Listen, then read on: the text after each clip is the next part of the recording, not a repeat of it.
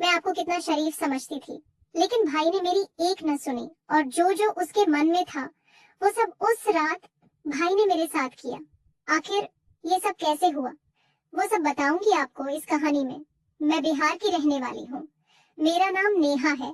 मेरी उम्र 19 साल है। लोग कहते हैं कि मैं दिखने में काफी अट्रैक्टिव हूँ और शायद इसीलिए मोहल्ले के लड़के अक्सर मुझे लेकर बातें करते हैं। मेरा परिवार बहुत छोटा है। मैं, मेरा छोटा भाई और मम्मी। पापा का निधन तब हो गया था जब मैं 7 साल की थी। मम्मी को पापा की जगह बैंक में नौकरी मिल गई और उन्होंने हम दोनों को पाला।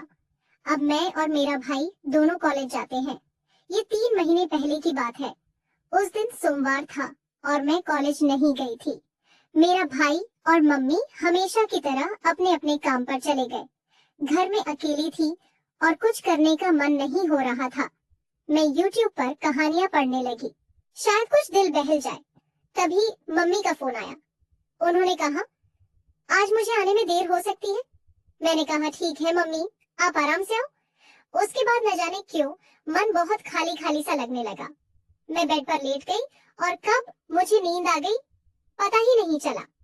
अचानक से मेरी नींद खुली, पर मैं हिली नहीं। मुझे लगा जैसे कोई मेरे पास बैठा हुआ है। मुझे महसूस हुआ कि कोई धीरे धीरे अपनी उंगली से मुझे टच कर रहा है। पहले तो मुझे समझ ही नहीं आया कि ये क्या हो रहा है, लेकिन जैसे ही मैंने हल्के से अपनी आंखें खोली, मैं अंदर तक हिल गई। मेरा छोटा भाई, जिसे मैं हमेशा मासूम और शरीफ समझती थी, वही मेरे पास बैठा था। मुझे यकीन नहीं हो रहा था कि ये वही कर रहा है। मेरा दिल बहुत तेज धड़कने लगा था और मुझे समझ नहीं आ रहा था कि मैं क्या करूं। कुछ भी कहने की हिम्मत नहीं जुटा पाई। मैं सोच रही थी कि वो ऐसा क्यों कर रहा है। क्या उसने कभी ऐसा कुछ सोचा भी था मेरे बारे में, या फिर ये सिर्फ एक गलती थी। उस पल मेरे मन में बहुत सारे ख्याल आ रहे थे। क्या मैं उसे माफ कर सकती हूँ? क्या ये एक ऐसी घटना है जिसे मैं नजरअंदाज कर सकती थी? लेकिन साथ ही मुझे न जाने क्यों उस पल में गुस्सा नहीं आ रहा था, बल्कि उल्टा मैं उलझन में थी। शायद मेरी समझ में ही कुछ कमी थी, या फिर मैं उस पल में कुछ और सोच रही थी। कुछ समय बीत गया और मैं अभी भी सोने का नाटक कर रही थी। तभी अचानक महसूस हुआ कि भाई मुझे हल्के से जगाने की कोशिश कर रहा है। उसकी उंगलियां मेरे कंधे पर हल्के से छू रही थी, लेकिन मैंने अपनी आंखें नहीं खोली। मैं जानती थी कि मैं पूरी तरह से जाग रही हूँ, लेकिन वो शायद सोच रहा था कि मैं गहरी नींद में हूँ। धीरे धीरे उसकी हरकतें बढ़ने लगी। पहले जहाँ वो बस हल्का स्पर्श कर रहा था, अब उसकी हिम्मत और बढ़ने लगी थी। मैं समझ नहीं पा रही थी कि वह क्या कर रहा है या क्या करना चाहता है, लेकिन मैं चुपचाप देख रही थी। मेरे मन में कई सवाल उठ रहे थे। ये मासूम भाई अचानक इतना बदल कैसे गया? उसने ऐसा क्यों किया? मैं समझ नहीं पा रही थी कि वह मुझे नींद में क्या खिलाने की कोशिश कर रहा था। मेरे होंठ बंद थे, लेकिन फिर भी उसने कोशिश की कि मैं कुछ खा लूं। मैंने सोचते हुए जानबूझकर अपने होंठ थोड़े से खोल दिए। मैंने ऐसा महसूस कराया जैसे मैं नींद में हूँ और मेरे होंठ अपने आप ही खुल गए हैं। उस पल में मेरे अंदर एक अजीब सी घबराहट थी, लेकिन मैंने उसे जाहिर नहीं होने दिया। अचानक मेरे फोन की घंटी बजने लगी। उस आवाज से माहौल पूरी तरह बदल गया। भाई तुरंत डर गया और घबरा कर दूर हट गया। वो इतनी तेजी से उठा कि मैं समझ गई। उसके दिमाग में भी डर था कि कहीं मैं जाग न जाऊं। मैंने फोन उठाया तो देखा वो मेरे बॉयफ्रेंड का कॉल था। इसको भी इसी समय कॉल करना था। मैंने मन ही मन सोचा। मैंने फोन उठाकर बड़ी मुश्किल से अपने बॉयफ्रेंड को समझाया कि मैं घर के काम में बिजी हूँ। उसका मूड भी शायद कुछ और बातें करने का था, लेकिन मैंने जल्दी से कॉल कट किया।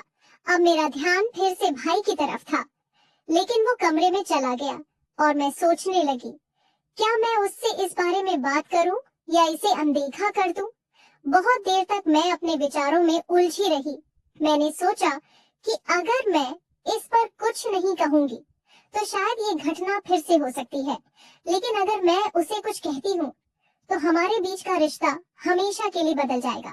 फिर मुझसे और रहा नहीं गया। मेरे मन में उथल पुथल मची हुई थी और मैं भाई से बात किए बिना खुद को रोक नहीं पा रही थी। उसके कमरे की तरफ बढ़ी।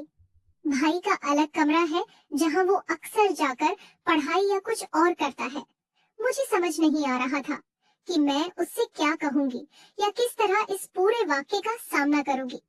जब मैं भाई के कमरे के पास पहुंची तो दरवाजा आधा खुला हुआ था। मैंने धीरे से अंदर झांका। जो मैंने देखा उसने मेरी आंखें पूरी तरह से चौड़ी हो गई। भाई बेड पर लेटा हुआ था और वो अपने हाथों से कुछ ऐसा कर रहा था जिसे मैं अब तक सिर्फ एक बच्चे की तरह देखती थी। वो ऐसा कर सकता है, मैंने कभी सोचा भी नहीं था। 1 मिनट तक मैं बस दरवाजे पर खड़ी देखती रही। मेरे दिमाग में कई सवाल उठ रहे थे। आखिर उसे क्या हो गया है? क्या वो सच में ऐसा कर रहा है या फिर मैं किसी भ्रम में हूँ? मैंने खुद को शांत करने की कोशिश की, लेकिन मेरी आंखें उसी पर टिकी हुई थी। मुझे पता था कि मुझे कुछ करना चाहिए, कुछ कहना चाहिए, लेकिन मेरे अंदर से आवाज नहीं निकल रही थी। मैं जिस भाई को अब तक मासूम समझती थी, वो मेरे सामने बिल्कुल अलग रूप में था। उसे इस हालत में देखकर मुझे एहसास हुआ कि शायद उसने बचपन से कुछ